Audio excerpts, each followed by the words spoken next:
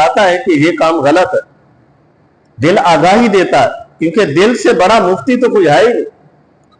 جب دل کے اندر ظلمت چھا جاتی ہے، اندھیرا چھا جاتا ہے، گناہوں کی وجہ سے دل سیاہ ہو جاتا ہے، تو جب وہ سیاہ ہو جاتا ہے پھر وہ ہمیں نہیں بتاتا کہ یہ کام گناہ کا ہے یا نیکی کا ہے، بتاتا اس وقت تک ہے جب دل کے اندر ایمان کی روشنی موجود ہوتی ہے۔ اب یہاں پر نماز کا ذکر ہے، تو نماز کی تعلیم اور تربیت کے لحاظ سے محبوب مصطفیٰ صلی اللہ علیہ وسلم کا فرمان پاک ہے۔ حضرت ابو ہریرہ رضی اللہ تعالی عنہ اس حدیث کے راوی ہیں، فرماتے ہیں کہ ان رجلا داخل المسجد، کہ ایک مرد مسجد کے اندر داخل ہوا، مسجد نبوی میں، ورسول اللہ صلی اللہ علیہ وسلم فی ناحیۃ المسجد، تو حضور صلی اللہ علیہ وسلم بھی مسجد کے ایک کونے میں تشریف فرما تھے، ایک جگہ میں بیٹھے ہوئے تھے، اور وہ مرد آیا، ہو سکتا ہے وہ جماعت کے ساتھ نماز نہ پڑھ سکا ہو، لیٹ ہو گیا ہو یا کہیں سفر سے ہو، جب آیا تو اس نے سب سے پہلا کام کیا کیا؟ نماز پڑھنا، نماز پڑھی، نماز پڑھنے کے بعد فجاء فسلم علیہ، تو آیا اور محبوب مصطفیٰ صلی اللہ علیہ وسلم کی خدمت میں سلام عرض کیا۔ جیسے کوئی بڑا بزرگ بیٹھا ہو، ہم مسجد میں آئے نماز پڑھیں، جب فارغ ہوں تو سلام کرتے ہیں، تو وہ صحابی بھی جب مسجد میں آیا نماز پڑھ لی، نماز پڑھنے کے بعد اس نے محبوب مصطفیٰ صلی اللہ علیہ وسلم کی خدمت میں حاضر ہونے کو احسن اور اچھا سمجھا، اور حضور صلی اللہ علیہ وسلم کے پاس حاضر ہوا، فسلم علیہ، تو حضور صلی اللہ علیہ وسلم کو اس نے سلام کیا۔ جب اس نے سلام کیا تو میرا محبوب تو اس کی نماز کو دیکھ رہے تھے، کیونکہ آپ بھی تو مسجد نبوی میں تشریف فرما تھے، تو حضور صلی اللہ علیہ وسلم نے فرمایا فقال له ارجع فصلی فإنك لم تصلی، اے میرے صحابی، فقال له، اسی شخص کو کہا جس نے آ کر آپ صلی اللہ علیہ وسلم کو سلام کیا، فرمایا کہ ارجع فصلی فإنك لم تصلی، کہ لوٹ دوبارہ جا، تو نماز پڑھ، تو نے نماز نہیں پڑھی۔ حالانکہ وہ صحابی تو نماز آپ صلی اللہ علیہ وسلم کے سامنے پڑھ چکا تھا، لیکن میرے محبوب نے فرمایا کہ ارجع فصلی فإنك لم تصلی، کہ تو دوبارہ جا، دوبارہ نماز پڑھ، کیونکہ تو نے نماز نہیں پڑھی۔ وہ صحابی آیا، نماز پڑھی، نماز پڑھنے کے بعد پھر آیا حضور صلی اللہ علیہ وسلم کو دوسری مرتبہ سلام کرنے کے لیے۔ جب دوسری مرتبہ سلام کیا تو حضور صلی اللہ علیہ وسلم نے پھر فرمایا کہ ثم صلی فقال علیک، کہ ارجع فإنك لم ارجع فصلی فإنك لم تصلی، کہ لوٹ جا، دوبارہ نماز پڑھ، کیونکہ تو نے نماز نہیں پڑھی۔ وہ صحابی دوسری مرتبہ پھر گیا، پھر جا کر اس نے نماز پڑھی، نماز پڑھنے کے بعد جب تیسری مرتبہ پھر سلام کرنے آیا تو میرے محبوب نے پھر فرمایا کہ ارجع فصلی فإنك لم تصلی، کہ جاؤ دوبارہ نماز پڑھو، تو نے نماز کو نہیں پڑھا۔ وہ صحابی تھے، وہ سمجھ گئے کہ میری نماز کے اندر کوئی ایسی غلطی ہے جس کی وجہ سے اس نماز کو میرا محبوب بھی پسند نہیں فرما رہا، ورنہ نماز کا پڑھنا تو میرے محبوب کے سامنے تھا۔ اس نے ایک مرتبہ پڑھی، دوسری مرتبہ پھر پڑھی، تیسری مرتبہ جب پھر فرمایا تو اس صحابی نے فرمایا کہ علمنی، کہ یا رسول اللہ صلی اللہ علیہ وسلم، مجھے نماز پڑھنے کا انداز اور طریقہ سکھا دو۔ اسے پتہ چل گیا جو میں نماز پڑھ رہا ہوں میری نماز صحیح نہیں ہے، کوئی غلطی ہے جس کی وجہ سے وہ نماز صحیح نہ ہونے کی بنیاد پر میرا محبوب فرماتا ہے کہ تیری نماز نہیں ہوئی۔ تو پھر حضور صلی اللہ علیہ وسلم نے فرمایا، مفہوم حدیث ہے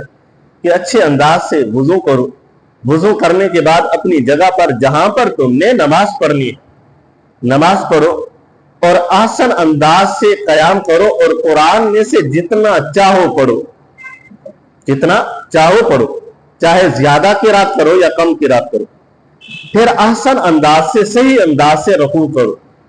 رکوع کرنے کے بعد پھر کھڑے ہو، قوما کرو، قوما کرنے کے بعد پھر سجدہ کرو، سجدے کو احسن انداز سے، صحیح انداز سے کرو، اور سجدے کرنے کے بعد پھر جلسہ کرو، جلسہ کرنے کے بعد پھر سجدہ کرو۔ یعنی نماز کو سکون کے ساتھ پڑھو۔ جب تو نماز کو سکون کے ساتھ پڑھے گا تو اللہ تیری اس نماز کو بھی قبول فرما لے گا۔ اب मुफस्सिरीन किराम फरमाते हैं असल में वो नमाजी जो नमाज पढ़ रहा था वो रकू भी सही नहीं कर रहा था, सजदे भी सही नहीं कर रहा था, रकू के बाद जो खड़ा होना है वो खड़ा होना जिसे कौमा कहा जाता है वो भी सही अंदाज से नहीं कर रहा था, और एक सजदा करने के बाद जब दूसरे सजदे के लिए जिसे जलसा कहा जाता है तो उसको भी सही अंदाज से अदा नहीं कर रहा था, जिसकी वजह से मेरे महबूब मुस्तफा सल्लल्लाहु अलैहि वसल्लम ने फरमाया कि तुमने नमाज तो पढ़ी है लेकिन ये तेरी नमाज सही नहीं है, तो ऐसे है जैसे तूने नमाज पढ़ी ही ना हो, तो दोबारा जाओ और उसको अहसन अंदाज से नमाज को अदा करो। अब सहाबी रसूल है जिन्होंने कलमा मेरे महबूब को देखकर पढ़ा, और उनका सिर्फ कलमा देखकर पढ़ लेना, बाकी इबादत हटके, बाकी इबादत का ताल्लुक नहीं,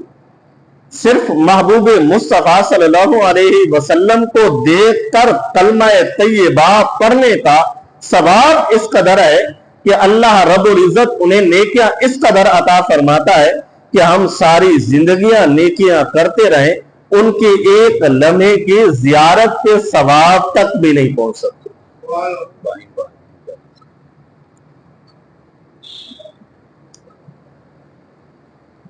तो ये एक अंदाज है महबूब मुस्तफा सल्लल्लाहु अलैहि वसल्लम की जियारत का कि हुजूर सल्लल्लाहु अलैहि वसल्लम की जियारत का इतना सवाब है। आप सल्लल्लाहु अलैहि वसल्लम की जियारत से हटकर सहाबी वो थे, सहाबा इकराम वो थे, तो हुजूर सल्लल्लाहु अलैहि वसल्लम की जियारत का उन्हें इतना सवाब मिलता था, और नमाज अगर वो सही अंदाज से अदा न करते तो मेरा महबूब उन्हें नमाज दोबारा पढ़ने की भी तलकीन फरमा देता था। सहाबा किराम की नमाज में देखें, हुजूर सल्लल्लाहु अलैहि वसल्लम ने हल्की सी गलती की तो मेरे महबूब ने फरमाया दोबारा नमाज पढ़ो। आज हम अगर अपनी नमाजों को देखें तो हमारी नमाजें किस तरह, हमें दुनिया के कामों के लिए अपनी नमाज को हम मुख्तसर करते, दुनिया की मसरूफियात के लिए हम अपनी नमाजों को छोटा कर देते हैं, हम अपनी नमाजों को जल्दी पढ़ते हैं, हम अपनी नमाजों के अंदर वो सुकून, वो इत्मीनान, वो खुशू और वो खुदू नहीं लाते, क्योंकि हमने दुनिया के कामों को जो तरजीह दी है, इतनी तरजीह हमने अपने रब के यहाँ हाजिर होने को तरजीह नहीं दी है। हमने नमाज को इस अंदाज से नहीं पढ़ा जिस अंदाज से पढ़ने का हमें हक है, जिस तरह पढ़ने का हमें हुक्म दिया गया। हम तो सिर्फ इस तरह नमाजें पढ़ते हैं जिस तरह अल्लाह हमें माफ फरमाए, जिस तरह वो मुनाफिक होते थे, मुनाफिक जिस अंदाज से नमाज पढ़ते थे, आज हमारी नमाजें उन मुनाफिकों से भी बदतर है। अब मुनाफिकीन की नमाज किस तरह होती थी कि कुरान पाक में है फवैलुल लिल मुसल्लीन अल्लज़ीना हुम अन सलातिहिम साहून, कि हलाकत है उन नमाज पढ़ने वाले नमाजियों के लिए जो अपनी नमाज को एक बोझ समझते हैं। इसका तर्जुमा है फवैलुल लिल मुसल्लीन, फवैल कहते हैं हलाकत को। अब नमाजी कभी हलाकत में नहीं हो सकता, नमाज पढ़ने वाला कभी हलाक नहीं हो सकता, लेकिन कुरान में उसके लिए हलाकत का जिक्र किया गया। नमाज पढ़ने वाला शख्स तो ऐसे है जैसे वो चारों अतराफ में उसके लिए नूर की बारिशें हो रही हो, रहमतों की बारिशें हो रही हो, और चारों अतराफ में फरिश्ते उसको घेरे हुए हो, तो उसकी नमाज तो इस कदर सुकून और लज्जत वाली हुआ करती है। हलाकत वाली कभी भी किसी मोमिन की नमाज नहीं हुआ करती। तो फवैलुल लिल मुसल्लीन कि उन नमाजियों के लिए हलाकत है अल्लज़ीना हुम अन सलातिहिम साहून, जो नमाज पढ़ते हुए अपनी नमाजों को, अपनी नमाज को अपने ऊपर एक बोझ तसव्वुर करते। चले गए, नमाज पढ़ ली, और नमाज पढ़ने गए तो उसको बोझ समझा, जल्दी पढ़े और जल्दी जाकर हम अपने काम की तरफ मुतवज्जे, चाहे हम जल्दी पढ़कर बाहर गली में ही क्यों ना खड़े रहे, जल्दी पढ़ के नमाज बाहर जाकर किसी से गुफ्तगू ही क्यों ना करने लग जाएं, लेकिन नमाज हमने हर हाल में जल्दी पढ़नी है, और एक लम्हे की भी ताखीर हमें गवारा नहीं है, क्योंकि हमने नमाज को नमाज समझ कर नहीं पढ़ा, हमने नमाज को माज़अल्लाह एक बोझ समझ कर पढ़ा। और अगर इसी हदीस, इस कुरान पाक की इस आयत को इस हदीस मुबारका से समझिए, जो हजरत अबू हुरैरा रज़ियल्लाहु ताला अन्हु इस हदीस के रावी हैं, और यह हदीस मुस्लिम शरीफ में मौजूद है और मफ़हूम हदीस है کہ حضرت ابو ہریرہ رضی اللہ تعالیٰ عنہ فرماتے ہیں کہ حضور صلی اللہ علیہ وسلم نے فرمایا کہ منافقین جو ہوتے ہیں، جو منافق ہوتے ہیں، ان پر عشاء کی نماز اور فجر کی نماز بڑی بھاری ہوتی ہے۔ عشاء کو انہوں نے جلدی سونا تھا، فجر کو ان کی آنکھ نہیں کھلنی تھی۔ تو ایک فرق بیان کر دیا، ایک پیمانہ دے دیا۔ ظہر عصر مغرب تو آسان ہے نماز پڑھنا، ہم اس وقت جاگ رہے ہوتے ہیں تو ہم آسانی سے نماز پڑھ سکتے ہیں۔ تو منافق ان نمازوں کو بھی کبھی نہیں چھوڑا کرتے تھے۔ آج اگر ہم اپنے آپ کو دیکھ لیں تو ہمیں یہ ظہر عصر مغرب کی نماز پڑھنا بھی بڑا مشکل لگتا ہے۔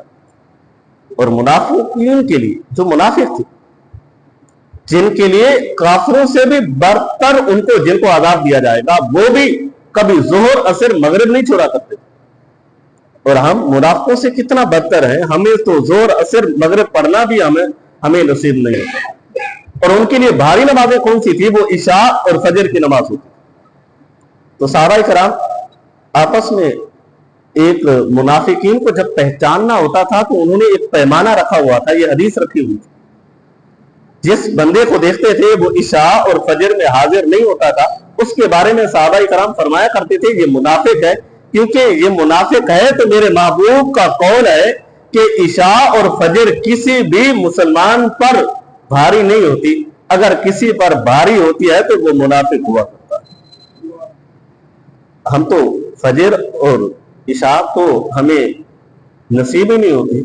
تو یہ تو درکنار رہا، ہمیں تو اور نمازیں پڑھنے کا بھی ہمارے پاس وقت نہیں ہوتا، ہمارے پاس اور نمازوں کا وقت نہیں ہوتا کہ ہم اور بھی نمازوں کو اچھی طرح سے اور اچھے انداز سے پڑھ سکیں۔ اور ہم سے منافق جو تھے، جن کے بارے میں قرآن اور حدیث میں مدلل باتیں، صریح انداز سے باتیں موجود ہیں، جنہیں میرا رب کافروں سے بھی بڑھ کر عذاب دے گا، وہ بھی جب نماز ظہر اور عصر میں مغرب میں ہر وقت حاضر ہوا کرتے